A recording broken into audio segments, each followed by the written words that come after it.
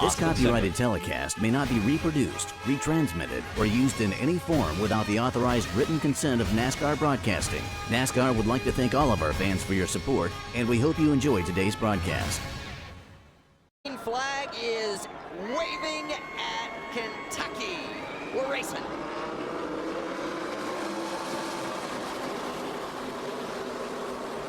We saw all those trucks kind of run into each other there as they got on the start there. Have to see if anybody had any damage, but that happens a lot at Kentucky because the restart zone just seems to be so far down the straightaway. Now Brandon Jones got a better. Got one in the wall already, and that's the 83 of Bailey Curry, or excuse me, Tyler Matthews in the 83. So didn't get through the first lap, and already we've got one in the wall and the caution out early. So frustrating for Matthews, just his third start. How about from the start? Kevin, you talked about it. You can see it's just a really slow start. Gregson brought him down really slow, and it bunched everyone up. I don't know if this led to the problem, but you can see Matt Crafton's up on the outside already. Just in front of Crafton in that neon yellow is Matthews, so keep an eye on Matthews there as Crafton is going around the outside of him. John Hunter Nemechek inside, maybe a little bit of contact there, and Matthews just couldn't gather it up. Yeah, and I don't think that had anything to do with the racetrack, Mike. It looked like John Hunter just went down low. Here we see the restart again, and like I said, the stalling of that engine is basically going to be what flipped those two positions on pit road. Yeah, Friesen stalled it as he was trying to take off, and the 75 of Parker Kligerman, who led this race for 16 laps, or for 12 laps today, some pretty significant damage there in the rear. Must have nudged up against the outside wall and knocked the back of the truck off. Moffitt back on pit road. Here's why. Let's take a look.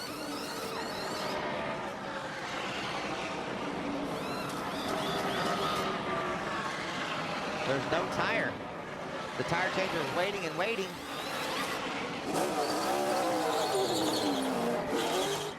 I don't know what that had to do with the return. Oh. Big fire as well. Might not have got any fuel in it.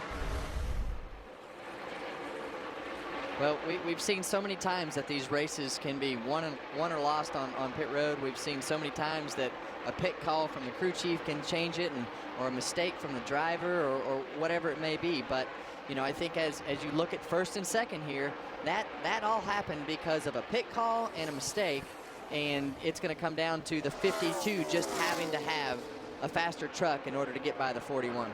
Camping World 20 to go at Kentucky Speedway.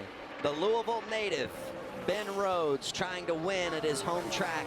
He's out front, didn't take any fresh tires on that last pit stop, just fuel. He's being chased by the 52 of Stuart Friesen, who took right side tires, and Friesen seeking his first career win. It'd be big tonight for either one of those guys. You got that right, Vince. To win in front of your hometown crowd for Ben Rhodes or Stuart Friesen. He's won some huge dirt races up in Canada and all up and down the East Coast in his dirt modified racer, but getting to victory lane in a NASCAR Camping World truck would be the cornerstone of his future to be able to build on. And what you said it best. He's raced, and a lot of these guys have raced to get to this point and won.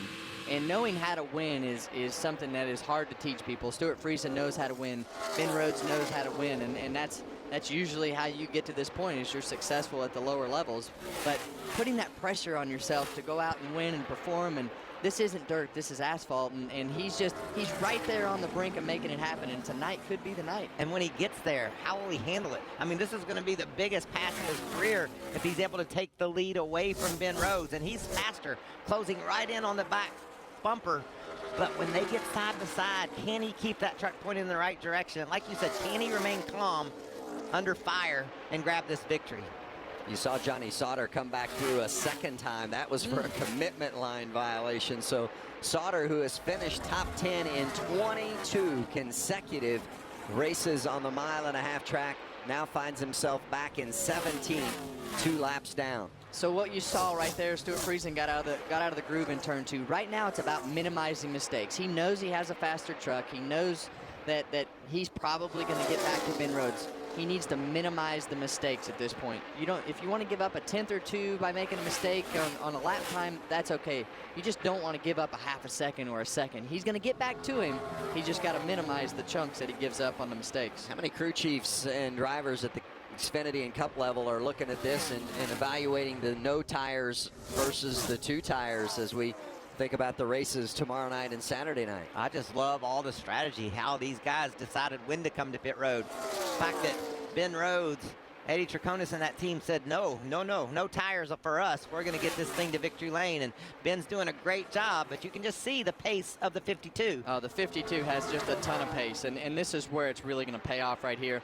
If Ben leaves this yellow line and leaves Friesen a chance to get up to him right there and get his nose down in the air and keep his truck turning through 3 and 4, that's going to be where the pass is made in my opinion. And you know, Kevin, it's fairly easy when you got a faster truck to close into this point. But every truck length, every foot or two, it gets closer, it gets harder and harder. You want to lose see the him go nose. up the racetrack right there. You see him, he got close like you were saying, and that air starts to go off the nose of the truck, and it just doesn't turn as good. And the more aggressive Stewart tries to be, the more that'll multiply what issues he's having. Especially at this track, Michael. You know, 1 and 2, you can kind of give up a little bit. These trucks are going to draft, and you can kind of ease in there to make sure you keep that truck on the bottom, but you got to be right there to strike in 3 and 4, because if the 41 misses the bottom of that corner in Ben Rhodes, Stewart Friesen needs to be there and not overdrive the entry. He needs to let off and make sure that truck is on the yellow line, because he's got a faster truck.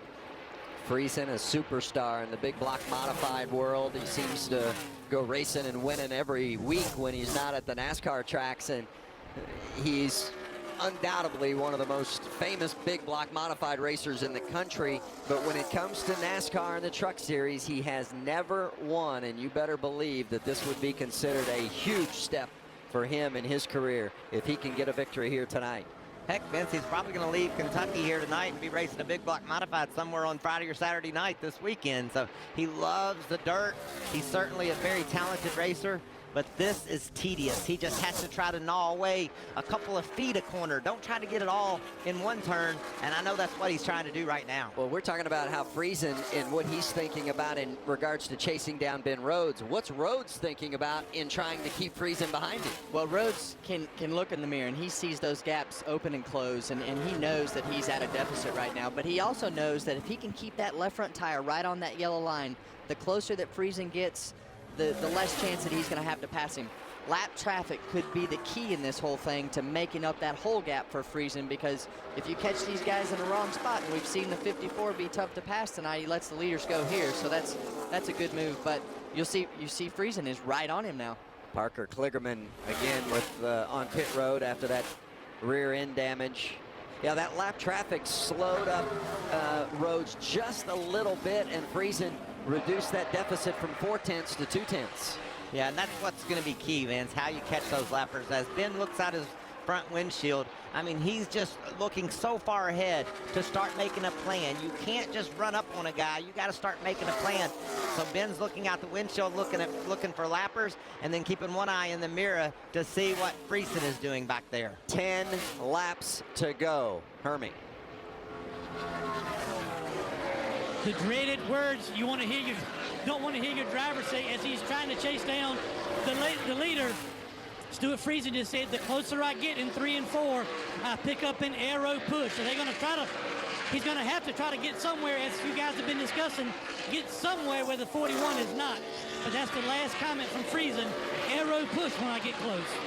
And Kevin, I would kind of like to see him start creeping up the hill in turns 1 and 2. We know Ben Rhodes is committed to the bottom.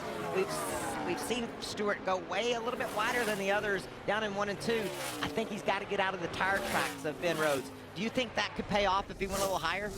Well, I think that's one option. I think the second option is quit driving it in the corner so far. When you get closer, you're going to have to let off and let the thing freewheel and use a little bit of partial throttle through the center of the corner to try to keep that left front headlight and in the air to make sure that it pushes. You saw him up the racetrack there again, coming off of turn 2, trying harder at this point.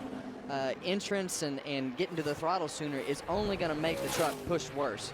So he's got to do everything that he can to keep it on the bottom. But he keeps going up the hill on the exit, you know, as he's trying to make it happen. 6 laps remaining for Ben Rhodes from Louisville, Kentucky, about 60 miles away from here. It's his hometown track. And as Kevin said, even when he came with him, Ben was the star. I mean, this guy is so popular in this area. The media loves him. Ben, extremely accommodating. And it would be so important to this young man, 21 years old, to be able to win here at his home track in front of his fans and his family and friends at Kentucky. Michael, I hope something is wrong with that gauge, because it keeps getting closer to the 0. And it stays red more and more, and I'm feeling the same. And every time I ever thought I had a bad gauge, I was wrong. It was usually something going wrong with the engine. So that's got to be getting on Ben Rhodes' nerves. And think about this. He didn't put on tires. He's got that oil pressure gauge flashing. He's got Stuart Friesen pressing down on him, but yet he's just being steady and consistent every lap. Yeah, but he's made that advantage go from about a half a second to more than a second now. So Rhodes has actually extended the lead with 4 laps remaining. And that's been the strength of his truck all night. The longer the run goes, it seems like almost seems like it gets a little bit faster as the run goes on. But it's very surprising with the older tires and the things that they have that he's been able to maintain that. But he has definitely held on very well. It seems like Friesen could take off good, and once he had those couple tries at it, it seemed like his truck started to get tighter. That was a great example of Ben Rhodes managing traffic. You saw him really roll off the throttle, getting down into turn 3 while lapping the 3 truck of Jordan Anderson, but then he was able to scream off the turn low and make that pass and lost no time. And that's what Friesen needs to be doing. He needs to be letting off a little bit early and just try to eat that line up in order to try something different. You guys are talking about that flashing red gauge in the truck of Ben Rhodes. Remember Kansas last year, Rhodes was leading on his way to his first career win, less than 10 laps to go, and the motor let go. And he was just devastated. Came back later to win that season at Las Vegas, but it was heartbreaking for him that night. Now here he is with a couple of laps to go, trying to win in front of his hometown fans. And that red light just keeps blinking. And he's a very emotional kid. I mean, we've seen it, you know, when he had the engine trouble at one of the races and lost the race. And he's an emotional guy, and I guarantee you these last two laps, there's a lot going on underneath that helmet. The white flag waves for Ben Rhodes. The lead is more than a second.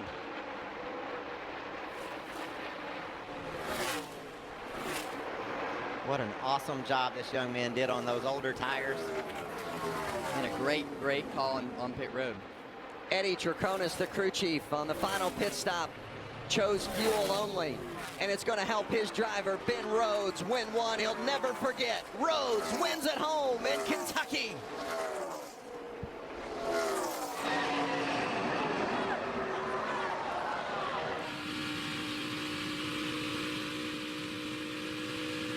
And just like that, Ben Rhodes clinches the spot in the playoffs. That's awesome right there. You talk about the emotion of Ben Rhodes. Eddie Traconis is just like that.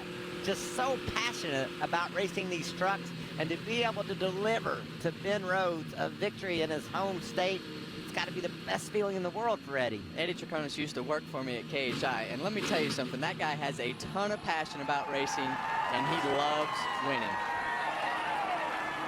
This ought to be pretty epic. Oh, this is going to be a great interview as well.